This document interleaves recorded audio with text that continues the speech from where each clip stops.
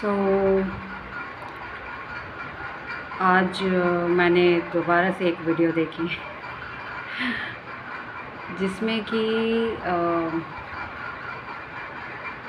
ये पर्सन हैं, ये ऐसा बताते हैं कि लोग जो हैं जब लाइफ में ऐसी सिचुएशन में आ जाते हैं, ऐसी पोजीशन पे आ जाते हैं जहाँ पे आने के बाद उन्हें ऐसा लगता है कि अब इसके आगे तो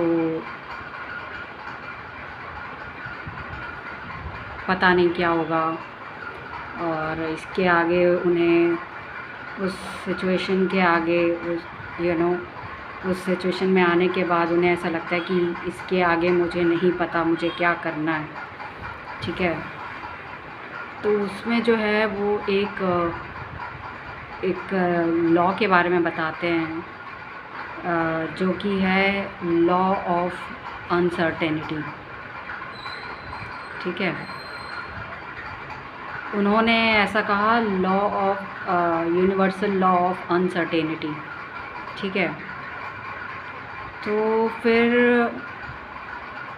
और उन्होंने ये एक्सप्लेन किया कि जब भी आप अपनी लाइफ में अनसर्टेन फील करें, जब भी आपको लगे कि अब मुझे इसके आगे नहीं पता क्या होने वाला है, क्या होगा मेरी लाइफ में, तो बजाय कोई गलत स्टेप लेने के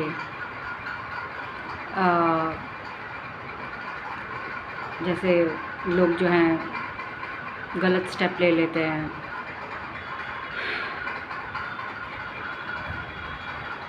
है ना, सुसाइड वगैरह का सोचते हैं और भी गलत चीज़ें सोचते हैं।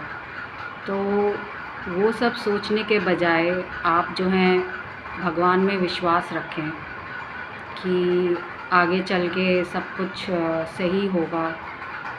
और ये कहीं ना कहीं मुझे ऐसे लगता है भगवान में विश्वास रखने का मतलब ये है कि आप अपने अंदर की पॉजिटिविटी को बनाए रखें।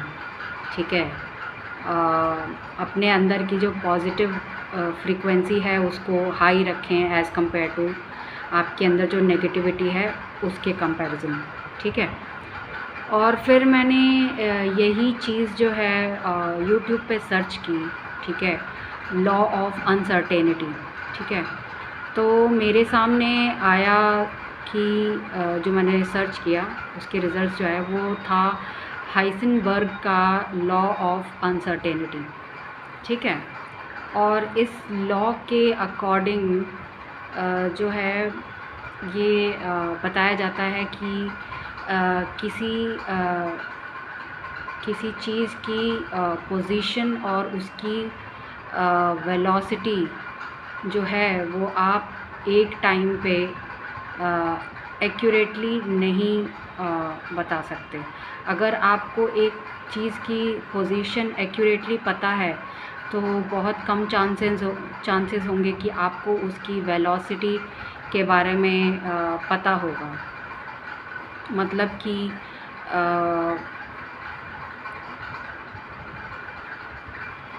वो किस डायरेक्शन में मूव करेगा, उसकी आप जो है उस चीज़ को आप सर्टेनली नहीं बता सकते।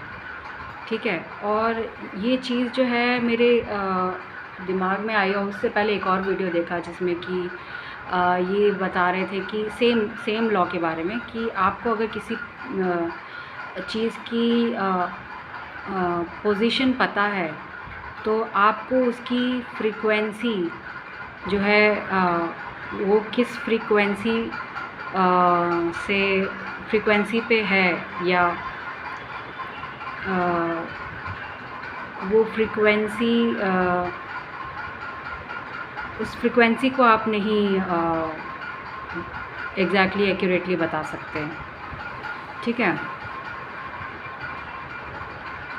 तो इसमें जो है मुझे ये समझ में आया कि जब इंसान के दिमाग में उसके सारे प्लान्स वर्कआउट कर जाते हैं तो उसको जो है मतलब अपने दिमाग का जो भी उसने प्लान किया है, उसका आउटकम्स जो हैं उसके, वो इंसान को पता होते हैं, पर उसको ये नहीं पता होता कि वो अपनी बॉडी में या अ, जो वो है, जो ह्यूमन है, वो किस तरीके की फ्रीक्वेंसी अपने अंदर कैरी कर रहा है। और कहीं ना कहीं ये फ्रीक्वेंसी जो होती है ना, वो जो है मतलब डिफ़ाइन करती है कि आगे चल के क्या होगा। क्योंकि आपके दिमाग ने हर तरीके से एनालाइज़ कर लिया है कि अब तो मैं इस सिचुएशन में स्टक हो गया हूँ या स्टक हो गई हूँ। उसके बाद जो होता है, आपकी फ्रीक्वेंसी काम करने लगती है। आप किस फ्रीक्वेंसी पे वाइब्रेट कर रहे हैं, वो काम करने लगती है। ठीक है, दैट मीन्स कि देखिए, हम मुझे ऐसा लगता है कि लिविंग बीइंग्स में सिर्फ प्रैक्टिकल माइंड ही नहीं है हमारे अंदर, हम स्पिरिचुअल बीइंग्स भी हैं। ठीक है, हमारे अंदर वाइब्रेशंस भी हैं। ठीक है, आप किसी भी लिविंग बीइंग को देख लो, आप एक फ्रॉग को ही देख लो जो पानी में है और वो स्टिल बैठा हुआ है। ठीक है, फिर भी उसकी धड़कन की बीटिंग से, उसका जो दिल जो धड़क रहा है, उससे जो है फ्रीक्वेंसी क्रिएट होती है, वेव करंट्स जो हैं क्रिएट होती हैं पानी में। ठीक है, तो कहीं ना कहीं हम जो है एक तरीके की फ्रीक्वेंसी जो है रिलीज़ कर रहे हैं इस यूनिवर्स में, इस हमारे आसपास। ठीक है, तो जब हमारा दिमाग जो है हर तरीके से एक कैलकुलेशन कर लेता है एक सिचुएशन की कि उसके क्या क्या पॉसिबल आउटकम्स होंगे, और उसको लगता है कि अब इसका कोई और आउटकम नहीं हो सकता, तब जो है हमारी फ्रीक्वेंसी उसमें काम करती है। ठीक है, हमारी फ्रीक्वेंसी हमें वहाँ ले जाती है जहाँ पे हम डिज़र्व करते हैं, या हमारी फ्रीक्वेंसी जिस जगह से या जिन लोगों से मैच करती है या करेगी, उससे वो कनेक्ट कर देगी आपको, और एक फिर नया लूप आपका स्टार्ट होगा। ठीक है, आप किसी और वर्ल्ड में, फिर किसी और वर्ल्ड इन द सेंस, आप अलग नए लोगों के एटमॉस्फेयर में चले जाएंगे, या उनके पेरिफेरी में चले जाएंगे जिनसे आपकी फ्रीक्वेंसी मैच करती है। कहीं ना कहीं जब आप ऐसी पोजीशन में आ जाते हो जहाँ कि आप स्टक फील कर रहे होते हो, मुझे ऐसा लगता है कि आपका कर्मा कहीं ना कहीं वहाँ उस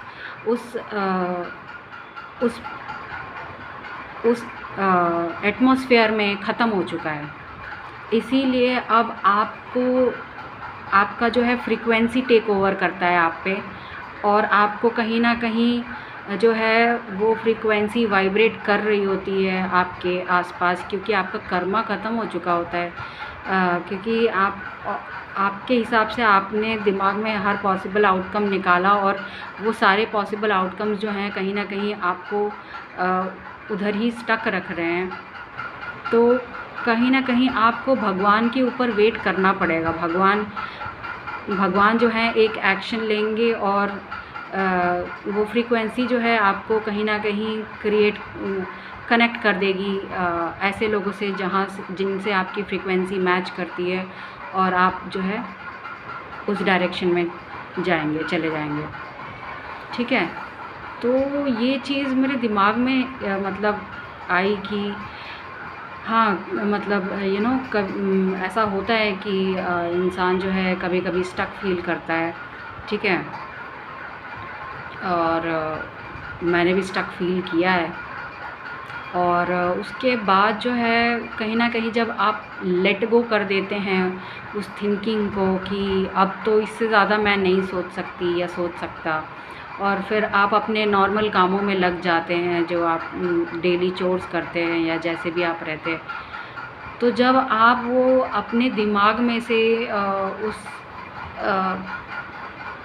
थिंकिंग को रिलीज़ करते हैं, बार बार उस चीज़ को सोचना रिलीज़ कर देते हैं, तो आपका जो फ्रीक्वेंसी है उसको पावर मिलती है उन फ्रीक्वेंसीज़ से कनेक्ट होने के लिए, उन फ्रीक्वेंसीज़ से मैच करने के लिए जहाँ पे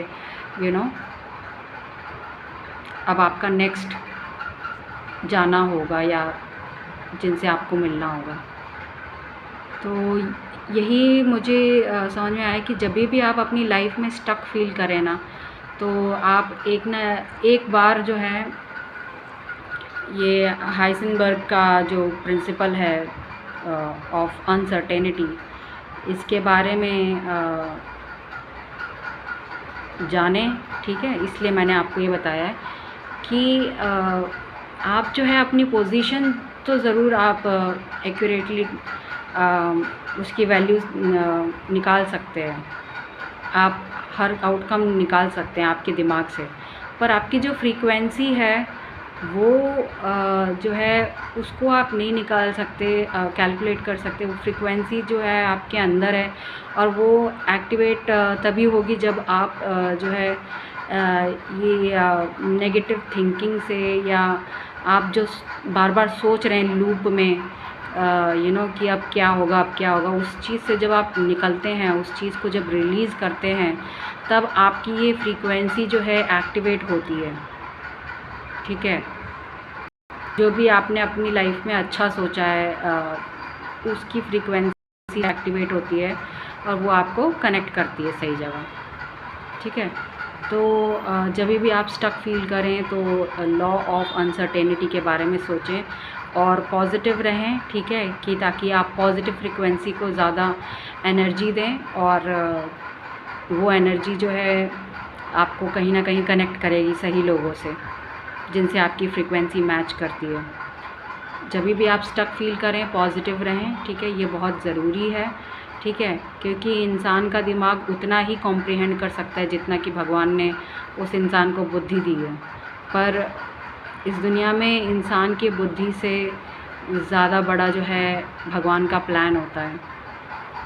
आपके अंदर जो फ्रीक्वेंसी आप कैरी करते हैं वो जो है एक तरीके से भगवान का प्लान है, ठीक है, आपके लिए। और आप फ्रीक्वेंसी को नहीं कॉम्प्रिहेंड कर सकते।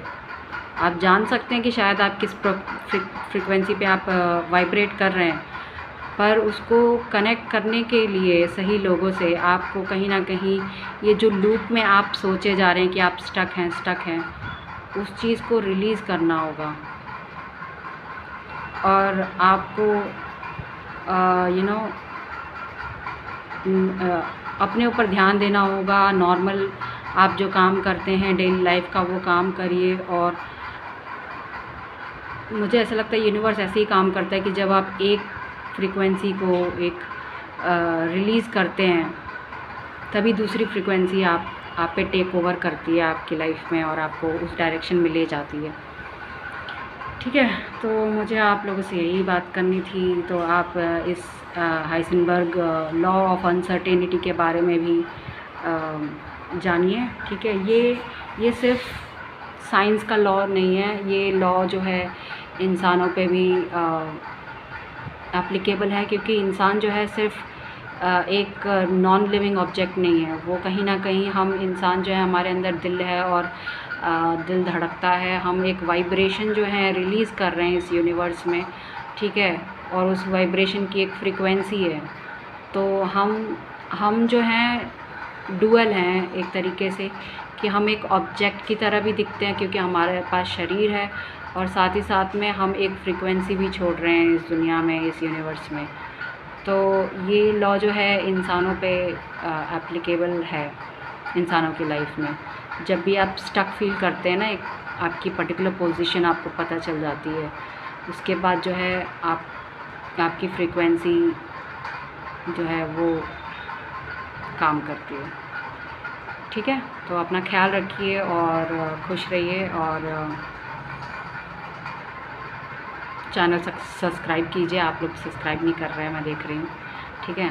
तो प्लीज़ सब्सक्राइब कीजिए चैनल और मैं आपके साथ एक और नया वीडियो शेयर करूँगी जल्दी। ठीक है, अपना ख्याल रखिए। Bye, take care.